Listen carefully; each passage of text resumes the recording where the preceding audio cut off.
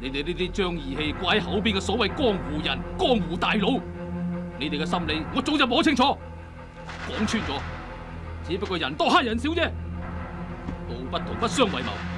我馬永貞餓死唔乞食，凍死唔乞衣，要我屈服於你，八王啊！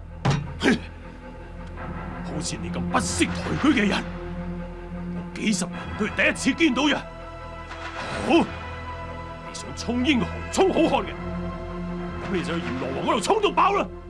宋居情，咪呢嚟！我早就講咗啦，你哋淨係人多黑人少，全部同我退後！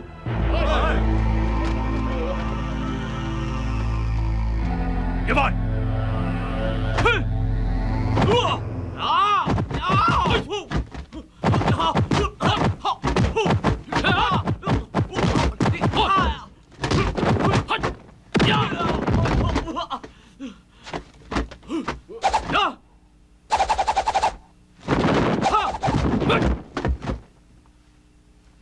睇嚟你喺斧頭上面都落咗唔少功夫啊！講得啱啊！我就係憑呢一把斧頭喺上海中環咗10幾年。我呢10幾年練嘅係拳頭功。馬永貞，拳頭輸俾你，我用呢一把斧頭攞你嘅狗命！啊！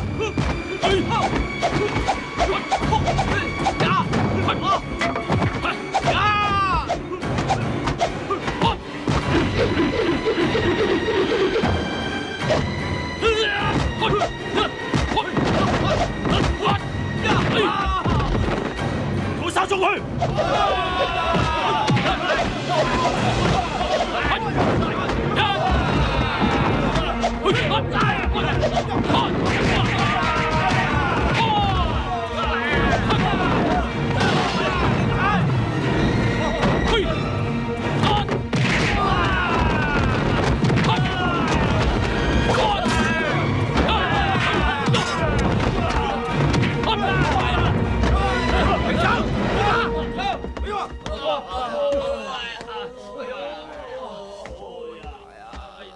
有咩事啊？呢個馬永貞唔殺得啊！邊個啊？法國嘅領事大人皮亞先生講噶。咩話？佢要你同馬永貞馬上去領事館見佢啊！究竟發生咗咩事啊？一路行一路講啦。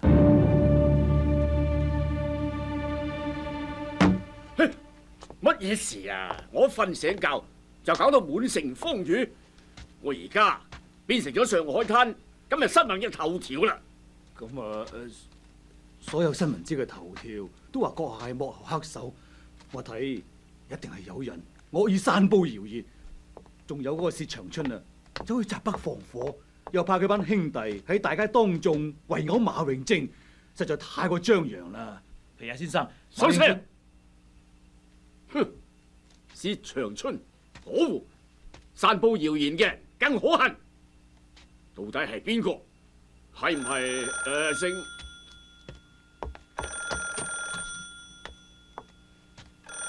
皮亞先生，邊度打嚟嘅？咩話？公共租界嗰邊打嚟嘅？唔聽唔聽。仲有邊個？公務局李局長？唔聽。總之唔理邊個打電話嚟都好，我都唔聽。我唔理你用咩辦法，你要同我擋住佢。皮亞先生，喂，我係梅應春市長。等一陣如果有報館嘅人打電話過嚟，你就話佢哋知皮亞先生一陣會召開一個記者招待會，親自澄清呢一件事噶啦。冇錯，冇錯。好，就係咁樣啦。你睇啊，連英美領事館都打電話嚟，激死我！皮亞先生，請放心啦。對於呢啲造謠惑眾嘅人，我哋一定會查辦嘅。皮亞先生，你又想點樣？薛長春同馬永貞已經嚟咗，而家喺出邊啊！叫薛長春入嚟先。係，皮亞先生。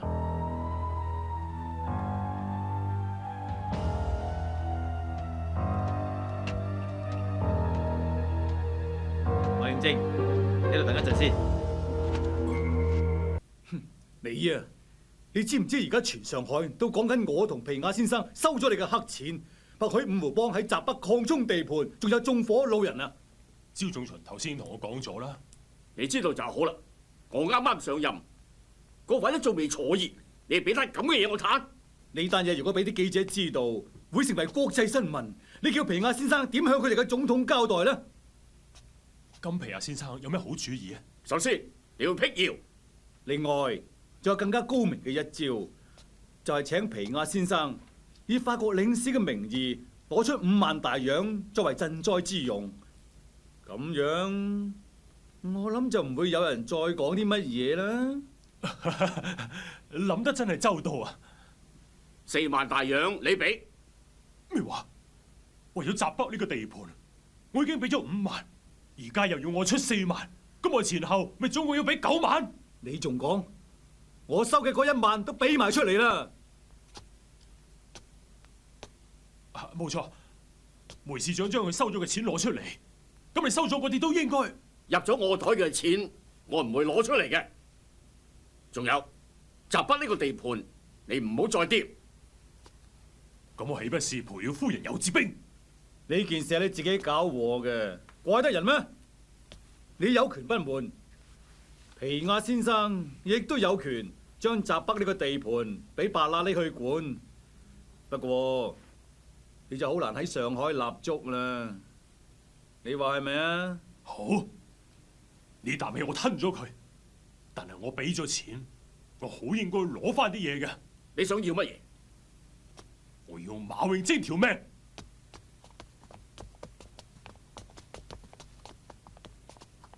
皮亞先生，馬永貞大道。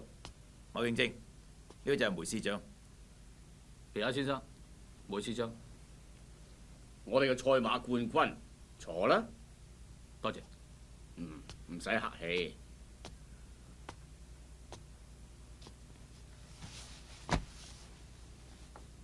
梅市長，你同馬先生講下請佢嚟嘅目的。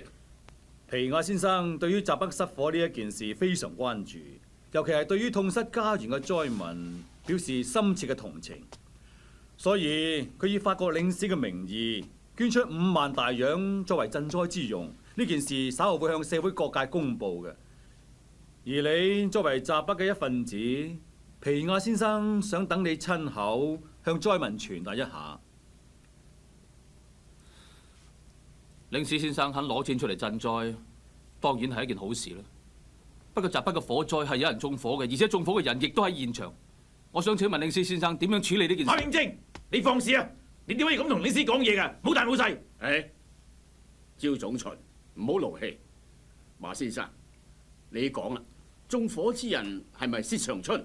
就係佢，佢想喺閘北開賭場、煙館、妓院，仲想將我哋趕走。我哋唔走，佢就放火。皮亞先生，你相信佢所講嘅嘢咩？馬先生，呢啲說話我今朝都聽講過啦，但係喺未有事實根據之前，我係唔會信嘅。馬先生，關於縱火嘅事呢，我已經下令有關部門去調查㗎啦。至於調查嘅結果，我會向各界宣佈。我睇唔使查啦，結果你哋一早就知啦。馬先生，你咁講咩意思啊？咩意思？你哋應該好明白啊！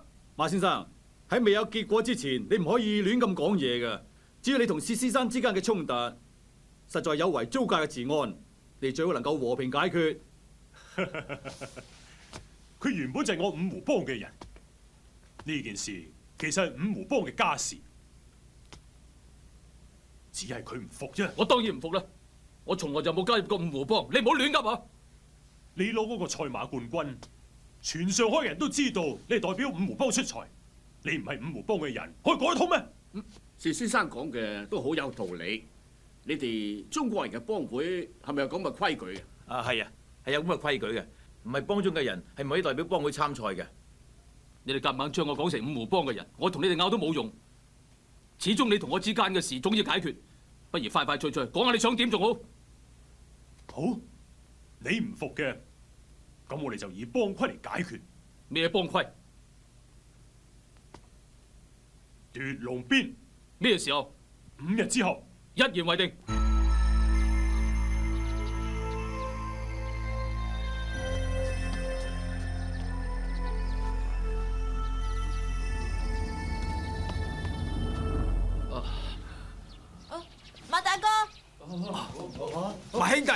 你翻嚟啦！馬大哥，馬大哥，馬兄弟，你終於都翻嚟啦！擔心死我哋啊！呢次我哋仲以為以後都見唔到你添啊！馬大哥啊，你仲有命翻嚟都算係奇蹟啦！唔好講呢啲嘢住，我講個好消息你哋聽下。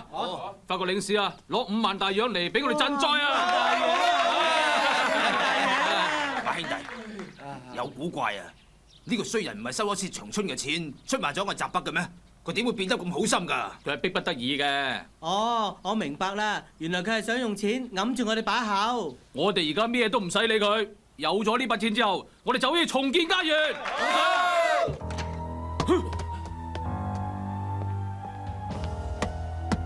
朱總，人帶咗嚟啦。你出去先，閂埋門。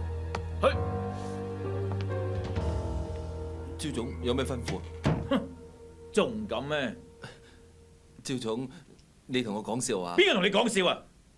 老子本嚟要將你革職噶啦，不過算你今次好彩，俾多次機會你。過嚟，坐低啊！喺兩份報告上面簽個名啊！係咩報告嚟㗎？一份係火災嘅調查報告，一份係馬永貞同五湖幫嘅衝突調查報告。兩件事你都在場嘅，啊，係當時嘅巡捕，你做個證明啦。我可以證明啲乜嘢啊？證明啲乜嘢？當然係證明火災係意外失火，唔係五湖幫放嘅。馬永貞同五湖幫嘅衝突係佢哋嘅私怨，與火災無關，明白未啊？但係仲唔簽？簽啊！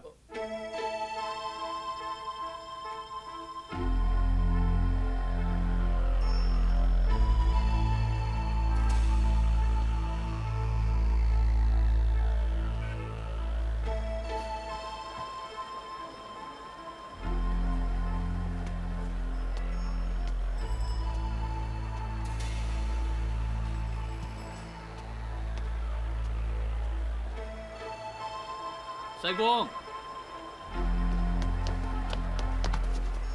世光，我知道連累你受咗呢一套戲噶啦，你講出嚟鬧我啊，你會舒服啲嘅。唔好跟住我，唔好跟住我，好唔好啊？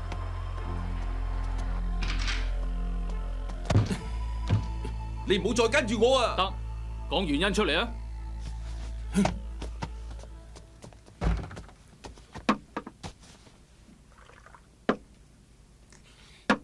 我唔同死人講嘢嘅。死人？我而家咪坐喺度啦，死人！你馬永貞命大，你今日死唔去，唔代表永遠死唔去噶。哼，5日之後你仲要？你知道咗？我梗係知啦。馬大俠奪龍鞭，而家全上海都知啦，我點會唔知啊？哼！世光，我哋係咪朋友先？我就係識錯你呢個朋友。我哋係朋友，今日就唔好講呢樣嘢。講咩啊？講尊嚴啊？我冇噶。我知你係為咗我受咗好多委屈，我今日就係想嚟問下你噶。啊？佢哋冇對你點樣啊嘛？我而家俾人整啊，尊嚴啊冇晒啦。但係上海就係咁噶啦，我要命就唔可以要尊嚴。馬永貞，我今日唔要命咁幫你啊！但係你自己啊，就唔珍惜自己條命。你唔好咁激動啦，好唔好啊？你知唔知咩叫奪龍鞭啊？聽我娘親講過，係幫會裏頭一條幫規，凡係幫中發生咩細唔服大嘅事情咧，佢哋就抽生死簽，細嘅挑戰大嘅，睇邊個夠膽做一個了斷。馬永貞啊，佢哋今日擺明就係想攞你命啊！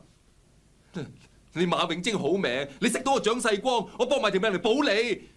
但係你今日死唔去，唔代表你永遠都死唔去㗎。講得好聽就係以幫規嚟解決件事，而實際上咧就係公開嚟殺你啊！你死，佢哋唔理，我亦都理唔到啦。就因為邊個都理唔到，所以我唯有應承奪龍鞭，希望可以保得住閘北。馬永貞，你知唔知你死咗，我會好心痛㗎？我今日真係白白為咗你啊！世光，我好多謝你對我呢份情義。你嘅心情我明白。如果我亦係喺上海灘長大，或者我嘅諗法都同你一樣，但係我係喺山東長大㗎，喺嗰度有響馬，兵係賊，賊係兵，邊個都幫唔到你，除咗你自己嘅啫。所以弱者係最難生存嘅一種人嚟。我自細就喺呢種環境長大，唔可以俾人蝦嘅性格，自細就跟住我噶啦。其實我亦都係為咗道義去搏命，我係為咗澤北嘅所有居民，我先至唔顧性命。你係為咗我呢個朋友去冒險，道理咪一樣。總之當我白為你啦。我相信你唔會白為我，我亦唔會白為澤北嘅居民。你知唔知啊？你以下犯上啊！喺未曾抽生死簽之前，你要先捱40-50下龍鞭啊！到時候你剩翻半條人命，你可以點啊？你可以點啊？你陳我明白，我唔怕，正係企喺有勇氣呢一方嘅。點解你要咁執着啊？你點解到而家仲係唔肯信我啊？我喺上海生活咗咁多年，我淨係知道，如果你改變唔到呢個世界咧，你就要改變你自己，嚟將就呢個世界。呢個咧係生存原則。如果你違背呢個生存原則，你就要死。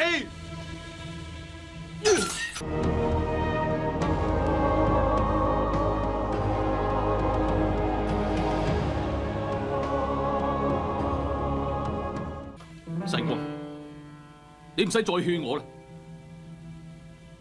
其實你嘅生存之道並冇咩唔啱啊。不過每一個人有每一個人嘅原則，而我啊，連我自己都改變唔到啊，冇辦法。既然係咁，你做咩要跟我翻嚟啊？因為我哋係朋友，我哋係最好朋友。我識錯你呢個朋友啊，算我前世欠咗你噶。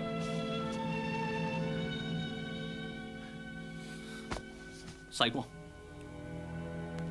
如果有一日我真係死咗，你都唔使為我難過。我有咁多仇家，如果留喺呢一度，會帶俾你好多麻煩。我翻去澤北，我做得到，希望你都做得到。